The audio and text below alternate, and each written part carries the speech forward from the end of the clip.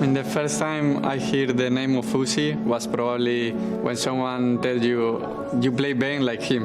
Surprise! Here comes the Bane! Kill for White! Sun's not going to escape this one. They focus down Uzi. Well, look at him. He's still alive. He's still surviving. Back then, you wouldn't really see stuff like that from AD carries. Must have been like 12. It was really the first time I saw somebody playing that well mechanically. The AD carry that outclasses every single other AD carry during that time. He's going for Koro. Blows him away. Gets the kill. Gets the reset. One more shot, and Uzi picks up 3-0. Uzi. Zombie. It goes down. Triple kill for Uzi. In the early seasons, he was definitely the second guy next to FLICKR. In my first international tournament was sad that we lost, but I got to learn a lot about what it takes to be a great player and the impact he has on the game. I wanted to bring that kind of impact to the game. I've screamed against Uzi back in 2017. That was my first year of going to LEC. I felt like I never played against such a caliber of ADC. I couldn't lane, I remember. I improved a lot since then, but he was so good. Baker's going to be the early disengage of Xiaohu. Block into the shield pump. They still will not alive.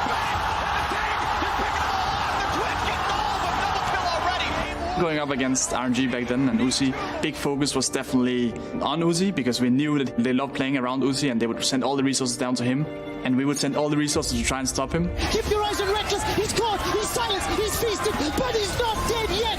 Finally, Xiaohu takes him down. Royal never give up. The quadra kill for Uzi and Fnatic are dumpstered. I only matched him once in that World Tournament. Basically, we told our bot lane, if you can hold the bot tower to 10 minutes, we win the game. Because the rest of this team wasn't as good as ours. No one else came even close to having as many pre-game talks about him, like what is he doing, how do we shut him down. For me, the biggest memory is the game 5 we had against him in 2018 in G2. And we were winning the game really hard, but he was farming up. Yakos will go down, along with what did. It seemed like a mountain in front of you that you had to climb, and the mountain just started growing with you, basically. I ultimately won, but I think, again, I was never as nervous or as stressed against any other player. It was always like a big threat. We had many games where we ended up getting quite far ahead of RNG, but even when we're ahead in the game, he's this like time bomb who will pop off at some point. Continues in, and he's not going to be long for the world. Double kill for the Bane. And he would just carry the game 1v5, it felt like. Uzi going on a rampage. Baker's going to be taken down now. He was farming, I remember all the camps, all the resources. He felt like he was always ahead. Uzi with an expert dodge to get away. Basically unkillable through spacing. Uzi is going to get back with a cleanse flash. Was dealing, I would say, perfect DPS, I felt like. Uzi is the last man alive, but he's being chased down. Oh my God! Flashes into the pit. How is he still alive? Oh my God! He revolutionized how LE carry is being played. His mindset to always look to win lane, to always get advantage, to always carry the games through bot lane. That made him special, and his team's identity was always around him too. Royal never give up, rule the world. For most people that were watching him like growing up like me, I think everyone kind of wanted to push himself mechanically like Uzi does, and also seeing him play has definitely inspired me too. It was the whole world's run, getting to play against Uzi. That made me inspired to be a strong laner as well. I think Uzi, for his time, he was near perfection.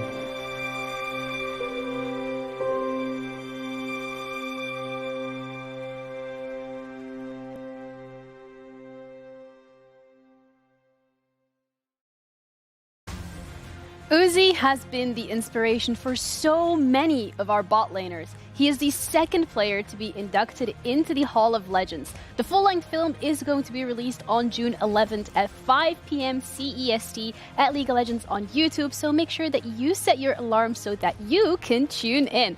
I'm looking forward to watching it.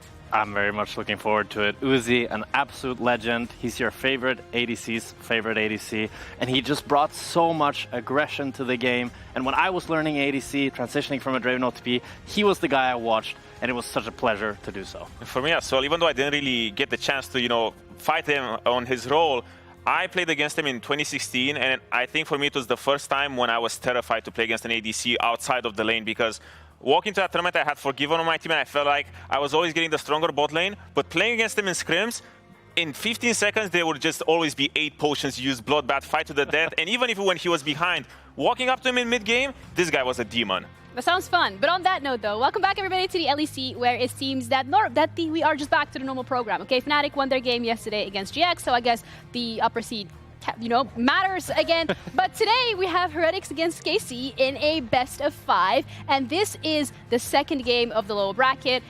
One of them is going to be going home. I'm Janine, your host, joined with Jack and Odo, and let's just jump straight into it in terms of who do we think is actually going to be going home?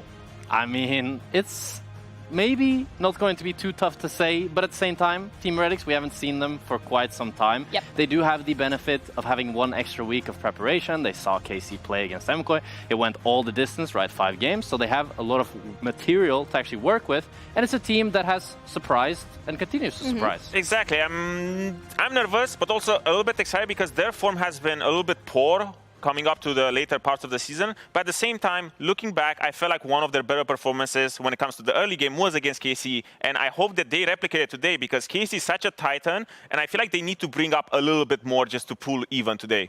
But they're still in the lower bracket. Either way, though, Heretics actually didn't have the easiest path coming into this. We had tiebreakers. They actually had to be going up against a couple of upsets as well. But looking at the bigger picture, they're here and they've qualified. Yeah, and it's a huge win for them. Many predicted them to be 9th, 10th place, one of the weakest teams in the league. And they made it to top 6, which is already something they can be happy about. But now they have their biggest challenge yet. We'll see if they can step up. And exactly, even though the tiebreaker was a little bit messy, I feel like it wasn't really the best performance. Ooh, my ears. Ouch. Well, Okay. I love that, the passion, right? User warning, yeah. by the way.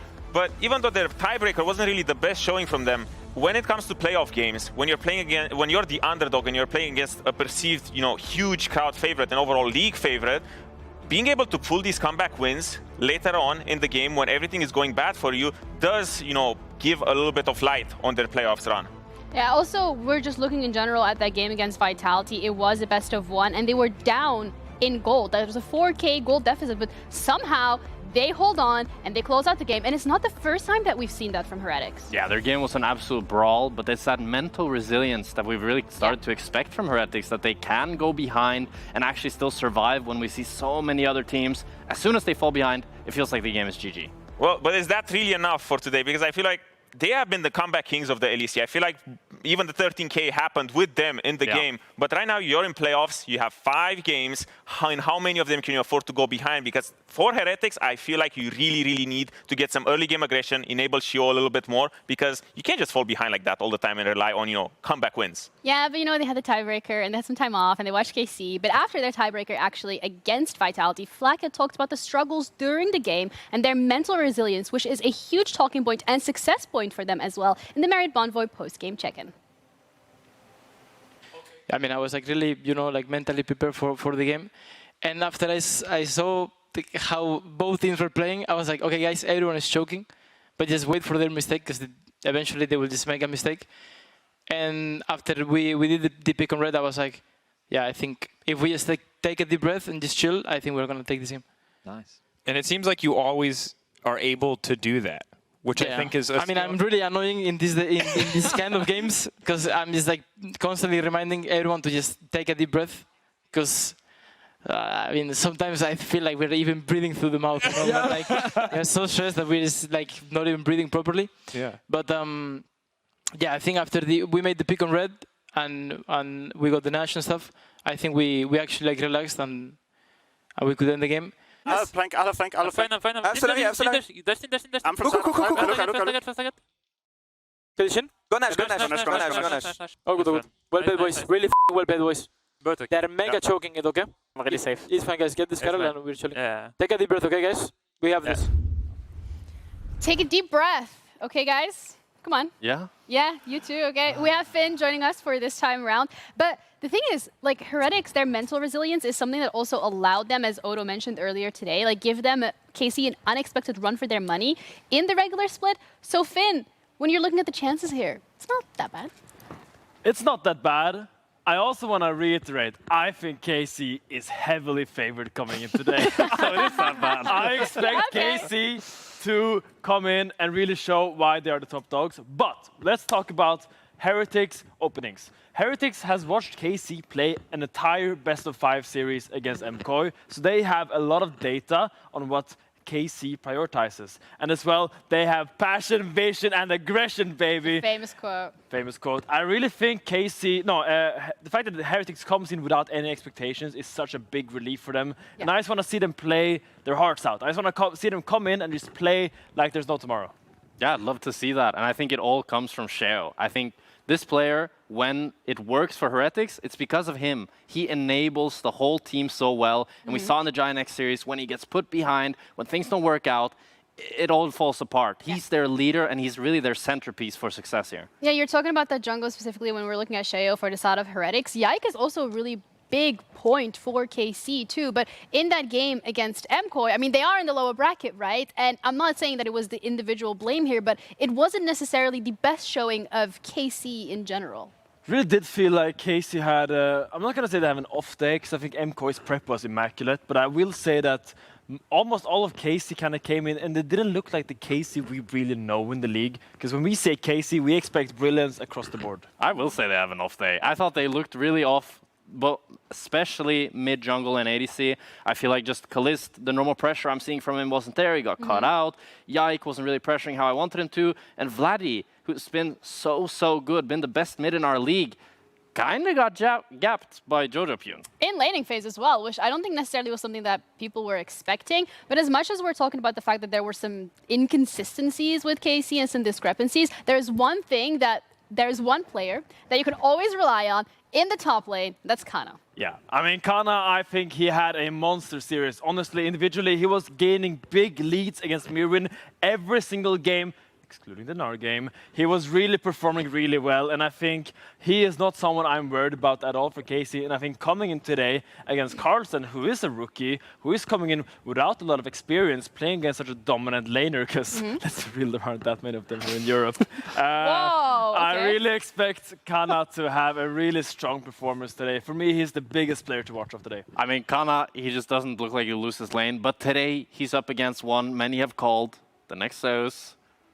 Many have said it. All right, anyway, so going back to the discussion about KC rather than whatever was going on over there, KC specifically in these BO5 games, it feels like it gets to a point where their drafts are just like overcooking. Undercooking? I don't really know. They run out of engaged supports for Targamas, and then they kind of just lose their brain. That's what it feels like for me. Like, I saw this draft, they've overforced the Pyke. It's Pyke into triple tanks. They have no damage, Jhin, Zoe. It's an unplayable draft, nearly. And it all stems from Targamas for me. I feel like they really need to get more comfortable putting him on range supports, maybe having Kana on more facilitating pick, and changing all their game plan. Yeah, and crucially for me, like the big thing is that when Targamas is not playing these easy engaged champions, I feel like he gets a little bit desynced together with Yike. And when your jungle support is not really functioning well in the mid game, that is when the map becomes really, really difficult to play. So I would love to see KC in this week of practice that they had put more emphasis, as you say, on Targamas, on the range supports together with Yike, and getting really comfortable playing this playstyle. I guess there's a lot of answers, or like a lot of questions that we have for both of these rosters. And whilst Heretics have fought tooth and nail to be able to prove themselves belonging amongst the best, KC is still looking to actually add another title to their collection. But both are on their last life in this lower round one, where the test starts for both of these teams now.